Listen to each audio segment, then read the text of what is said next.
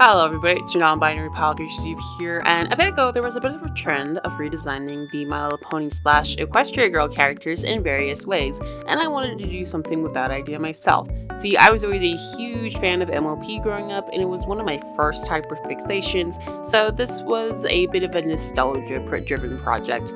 What a lot of people have done is to redesign specifically the Equestria Girl characters, which makes sense because those designs were pretty yikes, but I've also seen plenty of people do what I'm about to do, which is to take the general idea of the characters and turn them into a completely different concept. The way I'm going to do this is to design the main six as if they were in my own story universe gateways. I definitely recommend watching these two videos to know what that is before this one if you want to know more context on that.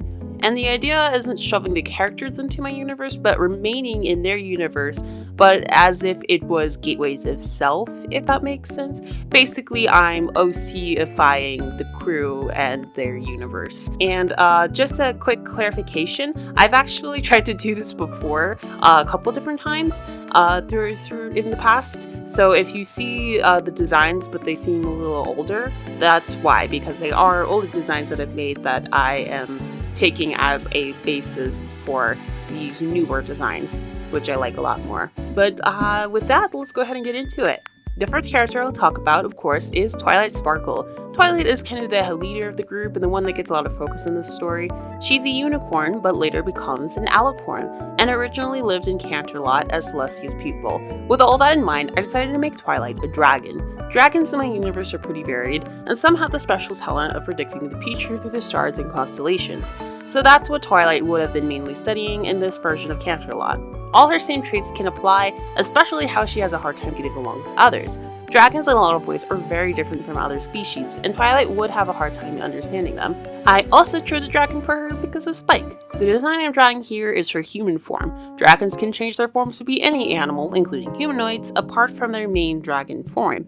Her design is meant to have a noble and elegant feel, with a lot of sharper edges and of course a lot of stars. Her design is very simple and symmetrical, and her hair is partially up. She has horns and a tail and scales, the main things that dragons have in all their forms, and just like in her OG design, she's got a pink and purple color scheme. I always imagined Twilight with this mid-tone skin color, so that's what I gave her here. I drew her casting some sort of spell, and that was it. She's got the simplest design, but I think that suits her a bit more for her lore. I imagine in this world, Twilight is Celestia's pupil, one of the heralds of magic. I replaced the concept of the princesses with the heralds of different aspects of time. Celestia is the herald of light. Luna is the herald of dreams. I'm still not sure what to make Cadence because she's the princess of love, and I don't know how to translate that into a magic aspect. Maybe still love, but I don't know. And Twilight eventually becomes the herald of time. Her training in cosmic magic is what leads her to that. Something is going on with magic and time, and Celestia hopes that she can become the new herald to bring balance to it. I also chose this for her storyline because Twilight does a surprising amount of time travel, so that might be more of a focus in this story. I'm also still thinking of what the elements of harmony would be in this version of the story, so if you have any ideas, let me know in the comments and what each character would represent. Next is Rainbow Dash. In the original, she's a Pegasus and has the ability to travel at the speed of sound, but in my version, they are a Latourus. The Latourus are immortal angelic creatures made of light, so I knew it was the perfect choice for Dash with their rainbow theme. The other reason why I chose Latourus is that they are based on ancient Greece, and I noticed that the Pegasus culture seems to have some ancient Greece inspiration as well in their architecture and fashion. However, this choice would actually change up his story a lot. The Latourus are immortal, so in this story, Rainbow Dash has actually been around for 1500 years, making them one of the oldest of the group. This also means they would have been around at the same time as when Celestia banished Luna, and when a bunch of other stuff happened and lost a bunch of mortal friends. So she's been through and seen a lot. Because of this, they appear much more lazier and distant to avoid more pain. But when he starts to feel more comfortable around the group, we start to see more of their competitive and energetic side. You'll also notice I've been mixing up pronouns for them. That's because all Latourus are genderqueer, and the majority of them use any pronouns, which is true for Dash, so I like to mix it up. Also, everyone's names are slightly different for this version. Twilight is just Twilight, and Rainbow Dash is mostly referred to as Rainbow or Dash, but I like to imagine their real name is actually Iris. If you know Greek mythology, you'll know why. Their design has always been extremely challenging, but as I've gotten better at making rainbow designs, I was able to implement some of that here. Their clothes are of course inspired by Greek mythology with a more sporty edge to it, and I also kept with a sharper shape language. Their outfit is mostly black with some red, blue, and gold. The red and blue are a reference to their pony design, and the gold is something I gave all Latoris. Their hair is where the rainbow comes in.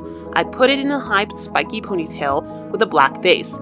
Their front hairbang is all rainbow, and the end of their hair also gradients into a reverse rainbow. I also of course gave them wings and light spots that are crucial for Latoris, but a fun element I wanted to be clear here is that the colors of these actually change, and you guessed it, they change between the colors of the rainbow. I colored them blue here, but they can be any of the other colors as well. This ended up being my favorite version of their design, finally matching what I wanted for them. They're also really short, because I find it funny imagining them as the shortest of the group. I like to imagine in the timeline when Twilight goes to this version of Ponyville for more training, she's told to look for Rainbow, because he would probably have connections with Celestia, and Celestia knows that Twilight would feel more comfortable having a Latoris around, since both Celestia and Luna are also Latoris.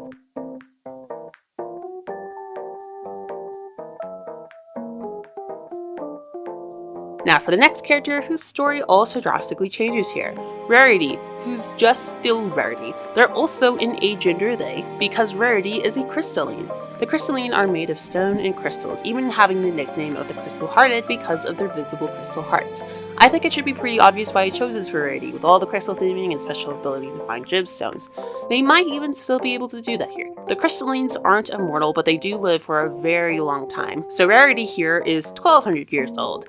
And they actually used to live in the Crystal Empire, which in this story is most likely where all the crystallines lived. And they were there when it fell. Before it got trapped in time, they were able to flee along with a few others. Since they could never go back there, it left them feeling lost and homesick for a long time, until they went to live in this version of Ponyville. Crystallines are a very strong race that value bravery and adventure, but they also deeply value art and creativity. So Rarity's clan/house/family had a focus on art, which is how they learned all about fashion. They were able to use their skills to form a place in Ponyville as the main fashion designer, just like in the canon. Despite having a home there, they still feel quite homesick, and you can imagine their shock when the Crystal Empire gets brought back later in the story. The reason that why I did all of this is rooted in the fact that when I first watched the show, for some reason, I was always so disappointed that Rarity didn't have a deeper connection to the Crystal Empire, other than just liking it. I mean, they're the crystalline one of the group, after all, it would make sense. They still have the same personality, but with a bit more of an older edge because they've lived for so long.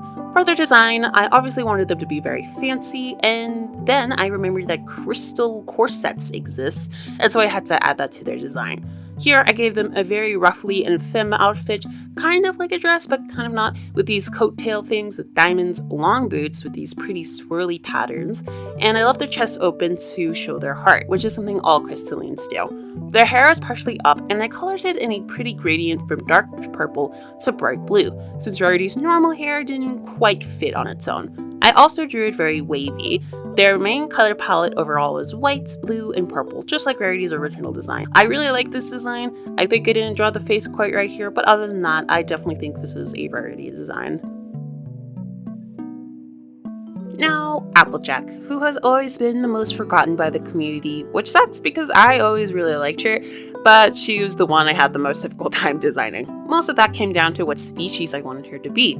I did know that I wanted her to be a monster hunter, and the Apple family, which in the show are apple farmers, to be a long line of monster hunters instead. They are the ones protecting their village from all forms of monsters, possibly mostly coming from the Everfree Forest. Although none of them have access to magic, they're all trained to be extremely skilled warriors, and Applejack, who in this version is just Jack, is one of the strongest from her family. As such, she tends to push herself and take on the most dangerous tasks, which has led to her becoming scarred and even getting magical scars from some beasts in the process.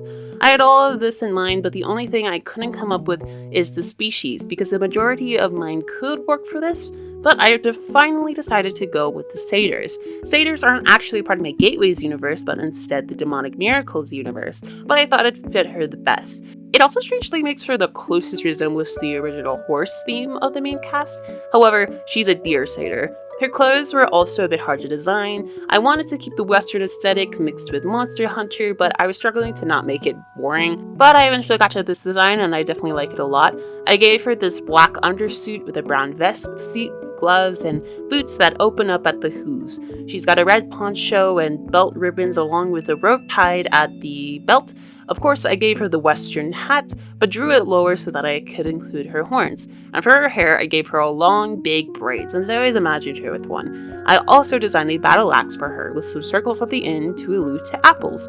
Jack is probably the most grounded design, which makes perfect sense, but the bright red elements help to make her still go along with the rest of the brightly colored group. I ended up not adding any orange, but I think the various browns make up for that.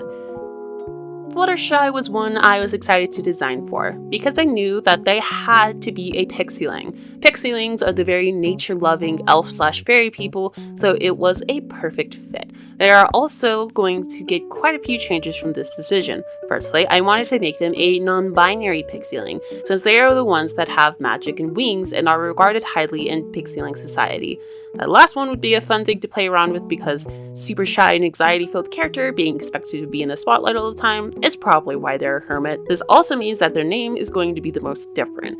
Pixielings are all named after flowers, and I couldn't find a real flower with the word flutter in it, so I went with the butterfly bush since it's the most fitting for multiple reasons, so their new name is Butterfly. Butterfly bush is interesting because it can become invasive and bad for nature, which actually works well for the next fact about them I decided to add. They are not only a pixieling, but they are also half vampire, because literally everyone who's redesigned Fluttershy as a fantasy creature has to make them a vampire because of that one episode, and I am no exception. Luckily, they already have the pink hair, so all I had to do to convey my version of vampire is to add fangs. Vampires in this world have a pretty bad reputation and is the other reason why they live as a hermit. They don't want anyone to find out about this, and they don't want to hurt anyone. Their need for blood is weakened due to being a pixieling, but they still have doubts about themselves. For their design, I gave them a cute long-sleeved romper with a ruffled vest over it and some ribbons on their legs. Their hair is extremely long, and I gave them this butterfly-like antennae headpiece. I drew their wings sheer and folded down with the veiny pattern and colored in their eyes completely solid. Because of how pixielings are colored, they are the only one that kept their original colors, including the yellow skin, since that could work here. Because of this, I mostly ended up using this teal color for their clothes, along with a darker yellow.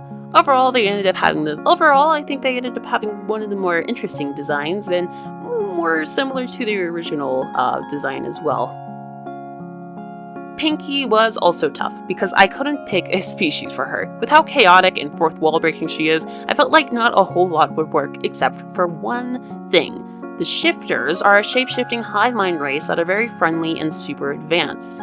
The problem with using them here is that there already is a shape-shifting hive mind species also based on bugs and are what kind of inspired the Shifters in the first place, so I was hesitant to choose this, but I decided to just create a way for both the changelings and shifters to exist in this version. Basically, the two were once one race of shapeshifters until there was a falling out between two of the queens, which led to them separating and evolving into two different races. This does kind of happen in real life with bugs like bees, so I think it makes sense. So Pinkie is a shifter, which means I had to design two designs for her. The first one is how she appears most of the time to everyone, and later I'll design her true form, which does look somewhat similar to this one, but obviously a bit different. The shifters in this story have had quite a hard time lately, which has left the whole hive mind feeling quite down and depressed. In order to change this, Pinkie decided to go out into the world to find joy and happiness that she could bring back. This is why she goes to live in the village with the others, and for the most part she does find the joy she was looking for. However, because she's the only shifter there, she feels the need to be constantly shifted to fit in, and this is not healthy for shifters as they can become disconnected from the hive and become isolated. Pinkie also can shapeshift to look like others, which would probably be a pretty fun party trick. And her being a shapeshifter would probably change the story when we first meet Chrysalis. In that story, it was only Twilight that was suspicious of her, but here, Pinkie would also probably be suspicious and try to help Twilight. Also, because of this, yet again, we got another genderqueer character. Specifically, Pinkie is now gender fluid. In her main shifted form, she goes by she, her, but in her true form, they go by they, them. and they go by any other pronouns that match the form they're in. For example, if they shifted into a person that uses he, him pronouns, then they would also use he, him in that form. So yeah, the majority of cast is now genderqueer. You're not surprised. You've seen this channel. If you're subscribed, you know this was going to happen. And if not, subscribe so you're not surprised in the future. Pinkie's design ended up having the most modern look, with her outfit being inspired by Japanese Lolita and pop fashion, with lots of round shapes and ruffles, and some asymmetricality with the one sleeve. Her hair is super curly, although I feel like I probably could have drawn out a little more curly here, but that's okay. And it's partially up in buns, and I gave her some cool shades for fun. Of course, she has tons of pink, but I also used some yellow and blue. For her shifter design, I stuck to the main rough sheet I made for them, added a different outfit that's more in line with the shifters, and gave them light pink hair, since shifters tend to have lightly colored hair, but it's still curly. And that was all of them. This was a project I did just for fun, and I'm very excited to have it finally done. Now that I have these designs, I'm thinking it would be really cool to reanimate. But let me know if you have any suggestions for that. Also, let me know anyone else from the show you'd like to see in this universe. I know I want to redesign the princesses, but other than that, I don't have much else for ideas, so write them in the comments. And yeah, like I said earlier, you can subscribe for more videos like this. You can watch some of my other videos about some of my more original characters, and you can read my comics, Gateways, in the description below, which is the one I'm currently working on. And like I said in a previous video, Mysteries of Dysteria is going to be getting a revision soon on the first 3 chapters, and Haiku's Magical World is getting started over. And with that, that is everything from me. Thank you for Jipus Rat for supporting me on Patreon, and I will see you in the next video. Bye!